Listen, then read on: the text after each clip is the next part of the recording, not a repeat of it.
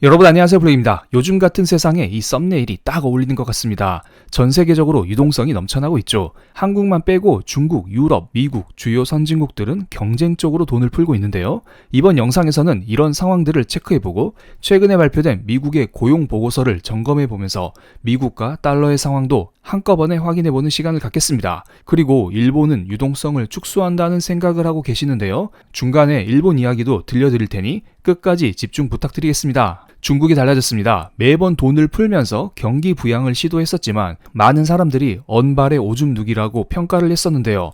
경기 부양을 찔끔찔끔하니 시장이 크게 반응을 하지 않았었던 것입니다. 그래서 중국은 이번에는 이를 악물고 폭풍적으로 경기 부양책을 쏟아냈습니다.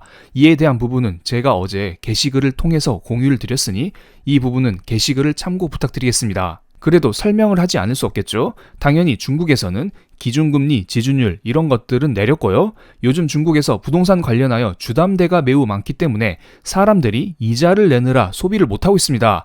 여러분이 거액의 대출을 받아 집을 샀는데 만약에 이 상황에서 집값마저 크게 떨어졌다고 생각을 해볼게요.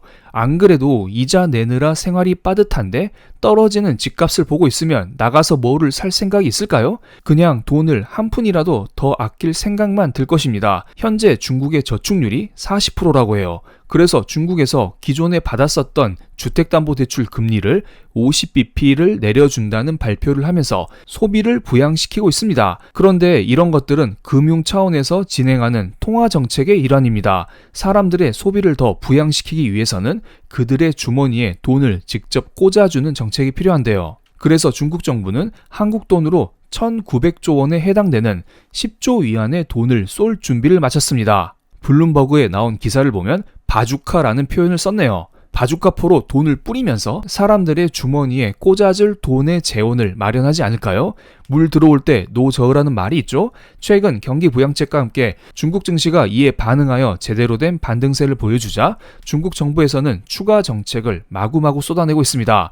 그리고 4분기 때에는 추가적인 금리 인하도 예고되어 있죠. 아마 지금의 부양책 약발이 떨어져 갈 때쯤에는 이러한 금리 인하가 또다시 등장하면서 중국 증시를 끌어올릴 수 있을 것으로 보입니다. 많은 사람들이 물가가 높기 때문에 돈을 풀지 못한다 이런 말을 합니다. 그런데 중국의 소비자 물가 지수를 보면 0%대에 머무르고 있습니다. 최근에 마이너스를 탈피해서 어느 정도 올라와 있지만 다른 나라의 소비자 물가 대비 여전히 낮은 수치입니다. 그렇기 때문에 중국 정부는 부담을 가지지 않고 편하게 돈을 풀 수 있다 이렇게 보시면 될 것 같습니다. 마치 20-30년 전에 일본 상황을 보는 것 같습니다. 그렇다면 다른 나라 물가는 어떻게 되고 있는지 이것을 한번 체크를 해볼게요. 유럽의 소비자 물가지수 볼까요? 수개월 연속 2%대 물가를 유지하고 있었다가 이번에 드디어 1%대 물가까지 내려왔습니다. 유럽은 현재 경기가 그렇게 좋지 않습니다. 그래서 사람들의 수요 둔화로 인하여 물가가 뚝뚝 떨어지고 있습니다. 정확히 말씀드리면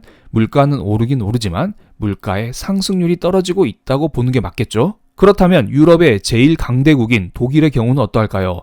독일은 7개월 연속으로 2%대의 물가를 보여주고 있다가 현재에는 2개월 연속 1%대 물가를 보여주고 있어요. 유럽 전체 지역뿐만 아니라 독일도 1%대 물가를 보여주고 있다는 것입니다. 그만큼 독일 경제가 좋지 않다라는 것을 우리는 알 수가 있어요. 이번에는 위쪽에 있는 영국의 물가를 볼게요.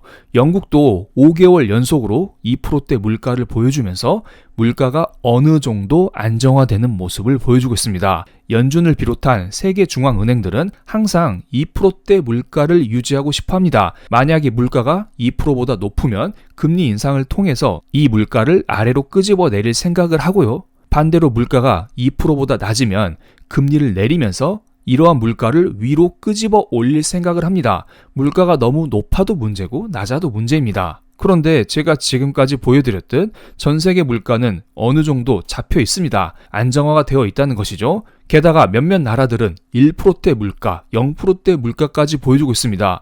그럼 이 상황에서 전 세계적으로 돈을 풀지 않을 이유가 없지 않을까요? 너도 푸냐? 나도 푼다. 이런 생각으로 너도 나도 할 것 없이 돈을 막 풀고 있습니다. 기사를 몇 개 공유드리겠습니다. 유럽은 돈을 풀어도 흔들리고 있다고 해요. 그래서 이미 9월 달에 금리를 인하했음에도 불구하고 10월 달에 추가적으로 금리를 내릴 가능성이 높다고 합니다. 그리고 간만에 영국이 움직였습니다. 이분은 영국 중앙은행, 영란은행 베일리 총재인데요. 이분의 최근 발언을 들어보겠습니다. 지난 회의 때 베일리 총재는 점진적인 접근을 중시했었는데요. 그런데 3일 영국 일간 가디언과 인터뷰에서 인플레이션 관련 물가 소식이 계속 좋다면 조금 더 공격적으로 금리 인하에 임할 수 있다는 말을 했습니다. 그러니까 미국도 B컷을 했는데 우리도 B컷 할 수 있다.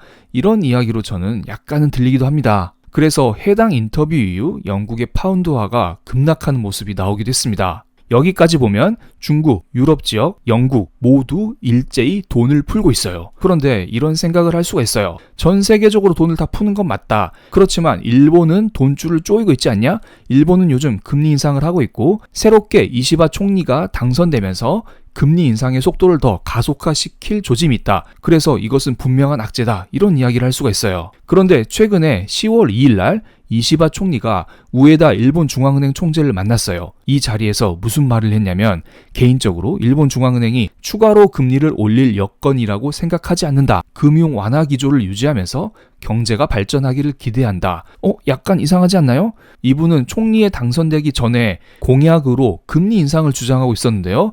총리에 당선이 딱 되자 말을 쓱 바꿔버린 것입니다. 그러니까 이시바 총리가 평소에 금리 인상을 주장하고 다녔었죠. 그래서 이시바 총리 당선 직후 엔화는 급격한 강세를 보였습니다. 하지만 그 이후 엔화는 지속적인 약세를 보여주고 있고 우에다 일본 중앙은행 총재와의 면담을 통해서 비둘기스러운 발언을 쏟아내자 엔화는 더욱더 약세를 보여주고 있습니다. 제 생각에는 이런 것 같습니다. 어차피 일본은 가만히 있어도 다른 나라들이 알아서 금리를 내려주니까 굳이 일본 입장에서는 금리 인상을 할 필요가 없다. 어차피 통화는 상대적이기 때문에 다른 나라에서 금리를 내려줘서 다른 나라의 화폐가 약세로 가면 일본 엔화는 강세로 갈 수 있다. 그러면서 물가가 자연스럽게 잡힐 수 있다. 이런 생각을 하는 것 같습니다. 그런데 엔화는 약세로 움직이고 있네요. 어느 정도 매파적인 발언이 나올 수는 있겠지만 전체적으로 이시바 총리 같은 경우에는 제가 볼 때는 140엔 이하로 엔화 강세를 만들고 싶지는 않아 보입니다. 어쨌든 통화라는 것은 너무 강해도 문제이고 너무 약해도 문제이기 때문에 140에서 150엔 요 사이에서 적당한 선을 찾아가지 않을까요? 지금까지 잘 보면 중국, 영국, 일본 모든 나라들이 완화적인 통화 정책을 발표하고 있습니다. 물론 일본은 여전히 금리를 올리는 시기이기 때문에 완화적이다 이렇게 표현하기는 어렵죠. 평소보다 덜 긴축적이다 이렇게 표현을 하겠습니다. 어쨌든 이 나라들은 미국 하나만 믿고 이런 말을 하고 있는 것입니다. 미국에서 이미 B컷 금리 인하를 단행했고 앞으로 미국이 점진적으로 기준금리를 내려줄 것이기 때문에 이에 맞춰 이들도 금리를 내리는 것입니다. 그런데 만약에 미국이 생각보다 금리를 덜 내리게 되면 어떻게 될까요? 혹은 미국이 금리 인하를 멈추면 어떻게 될까요? 이런 경우는 생각해 보셨을까요? 미 선물 시장에서 다음 회의 때 금리 동결이라는 새로운 시나리오가 등장해 버렸습니다. 선물 시장을 보면 원래는 다음 연준회의 때 금리 동결 확률은 제로였습니다. 그런데 간밤에 갑자기 6.6%로 새롭게 등장해 버렸네요. 그리고 원래는 맨 왼쪽에 B컷 금리 인하 확률이 표기되어 있었는데요. 이게 한때 60%를 넘어가다가 며칠 전에는 30%대로 떨어졌다가 지금은 아예 0%로 사라졌습니다. 그러니까 사람들이 한때는 연준이 이미 B컷 금리 인하를 했음에도 불구하고 추가적인 B컷 금리 인하까지 기대했었다가 지금은 그냥 다 필요 없고 25bp 금리 인하만 해달라는 것입니다. 도대체 무슨 일이 있었을까요?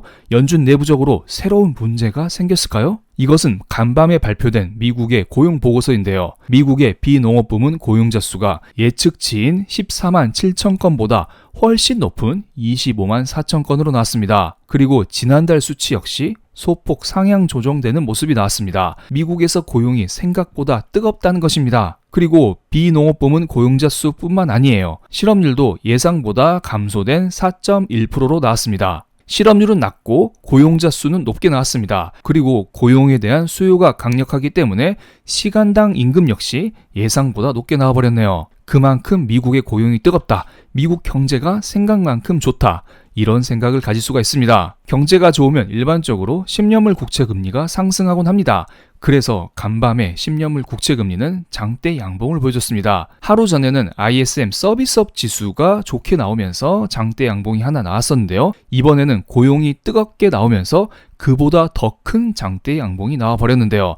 제가 지금까지 줄기차게 말씀드렸던 거 하나 있죠. 국채 투자를 하시면 안 되고 미국 주식을 사야 된다고 꾸준히 말씀을 드리고 있어요. 미국에서 경기 침체 이야기가 나오고 있지만 지금 당장만 봤을 때는 침체와는 거리가 먼 모습입니다.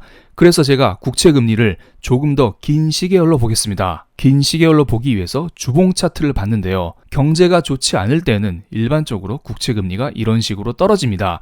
2018, 2019년도 미중 무역 전쟁으로 인해서 안전자산에 대한 수요가 증가하자 국채 금리가 뚝 떨어졌고요. 그 이후 보험적인 금리 인하를 통해서 경기 회복 기대감이 들자 국채 금리가 소폭 상승하다가 다시 코로나 경제 위기를 맞이하면서 국채 금리가 뚝 떨어졌었던 기억이 있습니다. 물론 지금이 일시적인 경기 회복일지 지속적인 경기 회복일지는 저도 잘 모르겠습니다. 이 부분은 제가 지속적으로 모니터링하면서 유튜브 전체 영상과 네이버 프리미엄 콘텐츠 글을 통해서 지속적으로 업데이트를 해드리겠습니다.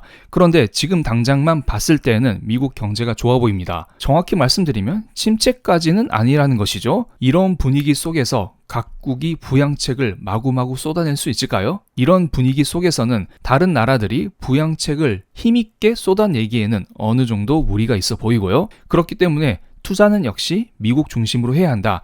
이 관점은 여전히 여러분께 유지를 드리겠습니다. 그런데 이렇게 되면 미국도 문제가 생길 수가 있어요. 미국은 지금 B컷 금리 인하까지 했는데 오히려 국채 금리는 오르고 있어요. 어떻게 보면 기준금리라는 것은 하루짜리 금리예요. 그리고 10년물 국채 금리는 10년짜리 금리입니다. 연준에서는 기준금리를 인하하면서 10년물, 3년물, 5년물 전체적인 국채 금리를 끄집어 내리려는 의도를 가지고 있는데요. 기준금리를 내리고 있음에도 불구하고 장기 국채 금리가 끄집어 내려오지 않는 것입니다. 이렇게 되면 무슨 생각을 할까요? 하루짜리 금리인 기준금리를 더 내려서 장기물을 더 끄집어 내린다? 이런 생각을 할 수도 있겠고요. 아니면 10년물 국채 금리를 직접 건드는 행동을 할 수도 있을 것으로 보입니다. 물론 미국 경제가 진짜 좋다면 굳이 이렇게 건들 필요도 없고 그냥 지금 상태만 유지해도 되고요. 이 부분에 대해서는 제가 다음 영상에서 다시 한번 세부적으로 다뤄드리겠습니다. 그럼 오늘 영상 여기서 마치겠습니다. 제 영상이 마음에 드셨다면 구독, 좋아요, 알림 설정까지 부탁드릴게요. 감사합니다.